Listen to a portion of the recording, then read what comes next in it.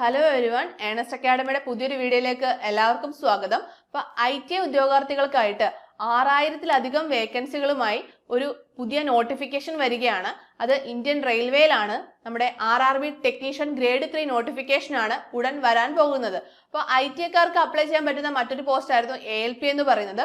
അതിന്റെ നോട്ടിഫിക്കേഷൻ വന്നു കഴിഞ്ഞു. അതിന്റെ ആപ്ലിക്കേഷൻ പ്രോസസ്സും കാര്യങ്ങളും ഒക്കെ കഴിഞ്ഞിട്ടുണ്ട്.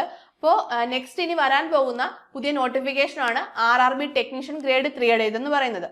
അപ്പം ഈ ഒരു പോസ്റ്റിന്റെ പ്രത്യേകത എന്താണെന്ന് വെച്ച് കഴിഞ്ഞാൽ ITI കഴിഞ്ഞവർക്ക് മാത്രം അപ്ലൈ ചെയ്യാൻ പറ്റുന്ന ഒരു പോസ്റ്റ് ആണ് ടെക്നീഷ്യൻ ഗ്രേഡ് 3 എന്ന് പറയുന്നത്. അപ്പോൾ ടെക്നീഷ്യൻ ഗ്രേഡ് 3യുടെ നോട്ടിഫിക്കേഷൻ വരുന്ന ടൈമിൽ ചില 1-2 പോസ്റ്റുകൾ മാത്രമാണ് മറ്റ് ക്വാളിഫിക്കേഷൻ ഉള്ളവർക്ക് അപ്ലൈ ചെയ്യാൻ പറ്റുന്നത്.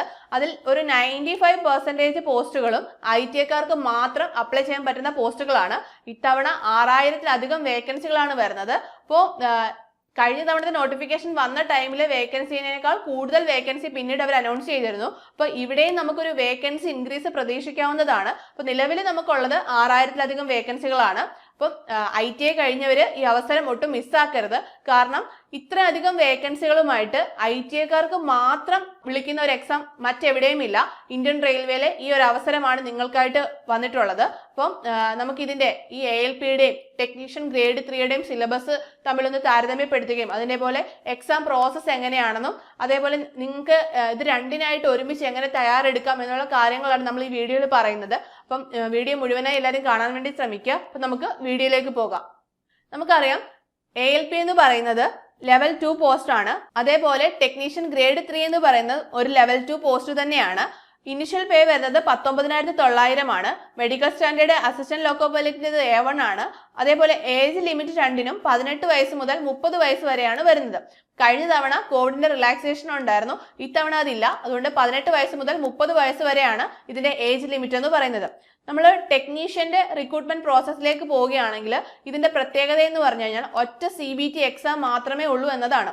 അതായത് ഫസ്റ്റ് നിങ്ങൾ ഒരു എക്സാം അറ്റൻഡ് ചെയ്യുന്നു, അത് നിങ്ങൾ ക്ലിയർ ചെയ്ത് കഴിഞ്ഞാൽ നെക്സ്റ്റ് നിങ്ങൾക്ക് ഡോക്യുമെന്റ് വെരിഫിക്കേഷനും മെഡിക്കൽ എക്സാമിനേഷനും ആണ്. അപ്പം ALPക്ക് ആണെങ്കിൽ CBT 1 ഉണ്ട്, അത് കഴിഞ്ഞ CBT 2 വരുന്നുണ്ട്, പിന്നീട് CBAT എക്സാം ഉണ്ട്. അങ്ങനെ കുറച്ച് പ്രോസസ്സുകളുണ്ട്. പക്ഷെ ടെക്നീഷ്യനെ സംബന്ധിച്ച് കമ്പ്യൂട്ടർ ബേസ്ഡ് ഒറ്റ എക്സാം മാത്രമേ ഉള്ളൂ. അത് തന്നെയാണ് ഇതിന്റെ മറ്റൊരു പ്ലസ് പോയിന്റ് എന്ന് പറയുന്നത്. അപ്പം ITIക്കാരെ സംബന്ധിച്ച് നോക്കുകയാണെങ്കിൽ നിങ്ങൾ ഈ ഒരു ഒറ്റ എക്സാമിനായിട്ട് ട്രൈ ചെയ്യുകയാണെങ്കിൽ നിങ്ങൾക്ക് ഈ എക്സാം കിട്ടാനുള്ള ചാൻസ് വളരെ കൂടുതലാണ്. കാരണം ഫസ്റ്റ് ഒരു എക്സാം മാത്രം ക്ലിയർ ചെയ്താൽ മതിയാകും. നെക്സ്റ്റ് നമ്മൾ ഇതിന്റെ സിലബസിലേക്ക് വരുമ്പോൾ ജനറൽ ടോപ്പിക്കുകൾ മാത്രമേ ഉള്ളൂ. ഈ ടെക്നീഷ്യൻ ഗ്രേഡ് 3യുടെ സിലബസിൽ എക്സ്ട്രാ ട്രേഡ് റിലേറ്റ് ചെയ്ത് ഒരു ടോപ്പിക്ക് പോലും വരുന്നില്ല. അത് തന്നെ ഇതിന്റെ മറ്റൊരു പ്രത്യേകതയാണ്. കാരണം നമുക്ക് ALPയുടെ CBT 1 നോക്കുകയാണെങ്കിൽ അവിടെ ജനറൽ ടോപ്പിക്കുകൾ മാത്രമേ ഉള്ളൂ. അതിന്റെ സെയിം സിലബസ് ആണ് ടെക്നീഷ്യൻ ഗ്രേഡ് 3ക്കും വരുന്നത്. വ്യത്യാസം അതിന്റെ മാർക്ക് വെയിറ്റേജിൽ മാത്രമാണ്. ഇപ്പം ജനറൽ അവയർനെസ് എടുക്കുകയാണെങ്കിൽ 10 മാർക്കുണ്ട്, ജനറൽ ഇന്റലിജൻസ് ആൻഡ് റീസണിംഗിൽ 25 മാർക്ക്, മാത്സിന് 25 മാർക്ക്, ജനറൽ സയൻസിന് 40 മാർക്ക്, അങ്ങനെ ടോട്ടൽ 100 മാർക്കിന്റെ എക്സാം ആണ് ടെക്നീഷ്യൻ ഗ്രേഡ് 3ക്ക് വരുന്നത്. അപ്പോൾ ഇവിടെ നിങ്ങൾക്ക് നോക്കിയാൽ കാണാം ജനറൽ ടോപ്പിക്കുകളേ ഉള്ളൂ. എക്സ്ട്രാ ട്രേഡുമായി റിലേറ്റ് ചെയ്ത ഒരു ടോപ്പിക്ക് പോലും ഇതിന്റെ എക്സാമിൽ വരുന്നില്ല. മാത്രമല്ല ഈ ഒരു ഒറ്റ എക്സാം മാത്രമേ ഈ ഗ്രേഡ് 3ക്കായിട്ടുള്ളൂ താനും. നെക്സ്റ്റ് നമ്മൾ CBT 1 ALPയുടെ CBT 1ന്റെ പാറ്റേൺ നോക്കുകയാണെങ്കിൽ നിങ്ങൾക്ക് ഈ സെയിം ടോപ്പിക്കുകളാണ് അവിടെയും കാണാൻ സാധിക്കുന്നത്. അതിന്റെ മാർക്ക് വെയിറ്റേജിൽ മാത്രമാണ് വ്യത്യാസം വരുന്നത്. നമ്മുടെ ALPയുടെ CBT 2ലേക്ക് വരുമ്പോൾ അവിടെ പാർട്ട് Aയും പാർട്ട് Bയും ഉണ്ട്. പാർട്ട് Aയിൽ ജനറൽ ടോപ്പിക്കുകളാണ്. എക്സ്ട്രാ വരുന്ന ഒരു ടോപ്പിക് എന്ന് പറയുന്നത് ബേസിക് സയൻസ് ആൻഡ് എഞ്ചിനീയറിംഗ് മാത്രമാണ്. നെക്സ്റ്റ് പാർട്ട് Bയിലാണ് ALPക്ക് ടെക്നിക്കലിന്റെ ക്വസ്റ്റ്യൻസ് വരുന്നത്. അപ്പോൾ നിങ്ങളിപ്പോൾ ALPക്ക് അപ്ലൈ ചെയ്തിട്ട് പഠിച്ചു തുടങ്ങിയവരാണെങ്കിൽ, ഇപ്പൊ ITI കഴിഞ്ഞവരാണ് നിങ്ങളെങ്കിൽ നിങ്ങൾക്കിപ്പോൾ ടെക്നീഷ്യൻ ഗ്രേഡ് 3 വരുമ്പോൾ നിങ്ങൾക്ക് അപ്ലൈ ചെയ്യുമ്പോൾ പഠിക്കാൻ എളുപ്പമായിരിക്കും. കാരണം ALPയുടെ CBT 1ന്റെ സെയിം ടോപ്പിക്കുകൾ മാത്രം പഠിച്ചാൽ മതിയാവും നിങ്ങൾക്ക്. അപ്പോൾ അതിന്റെ മാർക്ക് വെയിറ്റേജിൽ വരുന്ന വ്യത്യാസമേ ഉള്ളൂ. അപ്പോൾ വെയിറ്റേജ് കൂടിയ സബ്ജക്ട്സ് കുറച്ച് ഇമ്പോർട്ടൻസ് കൊടുത്ത് പഠിക്കണമെന്ന് മാത്രമേ വരുന്നുള്ളൂ ഇതിൽ.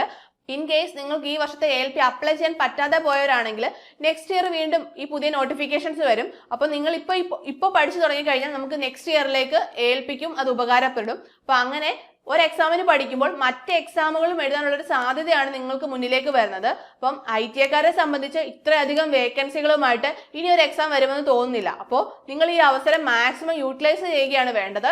അപ്പം നിങ്ങൾക്കൊരു ഗൈഡൻസിന്റെ സഹായത്തോട് നിങ്ങളുടെ ഈ ഒരു സ്റ്റഡി പ്ലാനോട് കൂടി നിങ്ങൾക്ക് ഈ എക്സാമിനായിട്ട് തയ്യാറെടുക്കണമെന്നുണ്ടെങ്കിൽ നമ്മുടെ ഏണസ്റ്റ് അക്കാഡമിയിൽ ടെക്നീഷ്യൻ ഗ്രേഡ് 3ക്കായിട്ട് ബാച്ചസ് തുടങ്ങി കഴിഞ്ഞു. അപ്പോൾ നിങ്ങൾക്ക് നമ്മുടെ ബാച്ചിൽ ജോയിൻ ചെയ്ത് കഴിഞ്ഞാൽ നിങ്ങൾക്ക് കൃത്യമായ ഒരു സ്റ്റഡി പ്ലാനോട് കൂടി നിങ്ങൾക്ക് പഠിക്കാൻ സാധിക്കും. നമ്മൾ കംപ്ലീറ്റ് ആയിട്ട് സിലബസ് കവർ ചെയ്യും. അതേപോലെ ഒരു മെന്റർ സപ്പോർട്ട് ഉണ്ടായിരിക്കും. അപ്പോൾ നിങ്ങൾക്ക് നമ്മുടെ കോഴ്സിനെ കുറിച്ച് കൂടുതൽ അറിയാനും നമ്മുടെ കോഴ്സിൽ ജോയിൻ ചെയ്യാനും ഒക്കെ താഴെ കാണുന്ന ഗൂഗിൾ ഫോം ഫില്ല് ചെയ്യാവുന്നതാണ്. അപ്പോൾ നമുക്ക് നോട്ടിഫിക്കേഷൻ വരുന്ന ടൈമിൽ മറ്റു കൂടുതൽ വിവരങ്ങളുമായിട്ട് കാണാം. All the best.